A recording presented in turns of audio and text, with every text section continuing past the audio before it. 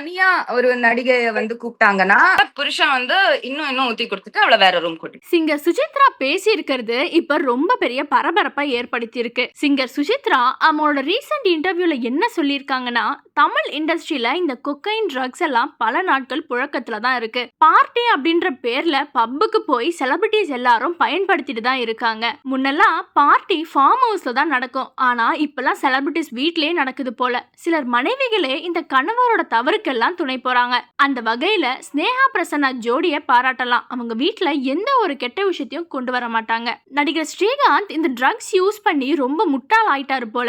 இப்படி ஒரு பிரச்சனை வரும்போது அவருடைய லாயருக்கு இன்ஃபார்ம் பண்ணியிருந்தா இப்படி மாட்டியிருக்கவே மாட்டாரு. ரொம்பவே அடிமுட்டாளா இருந்திருக்காரு. இந்த போதை கலாச்சாரம் எல்லாம் பாலிவுட்ல இருந்து வந்ததுதான். ஹிந்தி ஆக்டர்ஸ்க்கெல்லாம் இது சர்வ சாதாரணம். அவங்க கோலிவுட்ல இருக்கிறவங்க இதை யூஸ் பண்ணலைன்னா நீங்க பயப்படுறீங்களான்னு கேட்டு கிண்டல் பண்ணுவாங்க. சிலர் அதை யோசிச்சே அந்த ட்ரக்ஸை எடுக்க தொடங்கி இருப்பாங்க. ஹிந்தி டான்சர்ஸ் எல்லாம் கோலிவுட்ல ஒரு படத்துக்காக வந்தா அந்த சாங்குக்கான சம்பளம் மட்டும் இல்லாம இன்னுமே பலவிதமான வேலைகளை பண்ணி சம்பாதிச்சுட்டு தான் போவாங்க. அவங்க மூலியமா கூட இந்த ட்ரக் நடக்கலாம். இதெல்லாம் பண்ணிட்டு மும்பை போய் ஈஸியா தப்பிச்சிடுவாங்க. பொன்னியின் செல்வன் ஆடியோ லான்ச் அப்பவே ஏன் எல்லாரும் இப்படி ஓவரா பேசுறாங்கன்னு பார்த்தேன். ட்ரக் எடுத்த மாதிரி இருக்குன்னு சொல்லியிருந்தேன். குறிப்பா நடிகர் கார்த்தி எல்லாம் அப்படியே த்ரிஷான்னு பேசியிருந்தாரு. ட்ரக் எடுத்தா இப்படிதான் நம்மள வேற மாதிரி மாத்திடும். ஒரு எனர்ஜி கொடுக்கும். சிலர் அதை எடுத்தா கிரியேட்டிவிட்டி வரும்னு சொல்லுவாங்க. அதெல்லாம் உண்மையே இல்ல. மூளை இன்னும் தான் மங்கி போகும். அதுக்கு அடிமையாகி கடைசியில அழிஞ்சே போயிடுவோம். தனுஷ் எல்லாம் அப்படிதான் என்னமோ பண்ணிட்டு போன்னு விட்டாச்சு. விஷால் கூட ரீசன்ட் ஈவெண்ட்ல ரொம்ப நடுக்கத்தோட தான் இருந்தாரு. ஆனா அதையும் இவங்க சிம்பத்தி கிரியேட் பண்ணிட்டு தான் இருக்காங்க. ஒரு நாள் மாரடைப்பு ஏற்பட்டு மரணம்னு தான் நியூஸ் வரும். அது வரைக்கும் இவங்க இந்த பழக்கத்தை விட மாட்டாங்க. இப்படி எல்லாம் ஒரு வேலை நடக்கலாம்னு தான் சொல்றேனே தவிர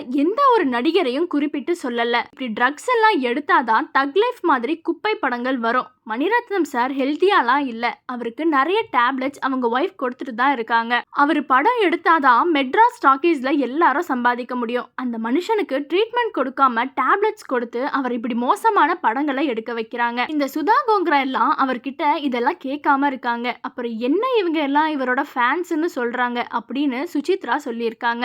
மேலும் சில பார்ட்டி எல்லாம் ட்ரக்ஸ் இல்லாம பல விஷயங்கள் வெளியே தெரியாம நடக்குது. பாவம் அந்த கையாடு லோகர் இதெல்லாம் தெரியாம மாட்டிக்கிச்சு. 35 லட்சம் கொடுக்கறாங்கன்னா வெறும் பார்ட்டிக்கு மட்டும்தான் வராங்கன்னு நினைக்கிறீங்களா? அவ்வளவு காசு கொடுத்து அவங்கள பார்ட்டிக்கு வர வைக்கிறது அவங்கள சும்மா பார்த்துட்டு போறதுக்கா? அந்த பணத்துக்கு பின்னாடி வேற சில எதிர்பார்ப்புகளும் இருக்கும். நம்ம தமிழ் சினிமாவை பொறுத்த வரைக்கும் ட்ரக்ஸ் யூஸ் பண்ணாதவங்க தான் கம்மி. இந்த ட்ரக்ஸை யூஸ் பண்றதுனால பல சைடு எஃபெக்ட்ஸ் வரும்னு சுசித்ரா தமிழ் சினிமாவோட முகத்திரையை கிழிக்கிற மாதிரி பல விஷயங்களை பத்தி பேசியிருக்காங்க. ஸ்ரீகாந்த் மற்றும் கிருஷ்ணாவை தொடர்ந்து இன்னும் பல செலிபிரிட்டி சிக்குவாங்கன்னு எதிர்பார்க்கப்படுது. இதை பத்தி உங்களோட கருத்துக்களை கமெண்ட்ஸை சொல்லுங்க. அண்ட் இந்த மாதிரியான அப்டேட்ஸ்க்கு மறக்காம சேனலை சப்ஸ்கிரைப் பண்ணிக்கோங்க.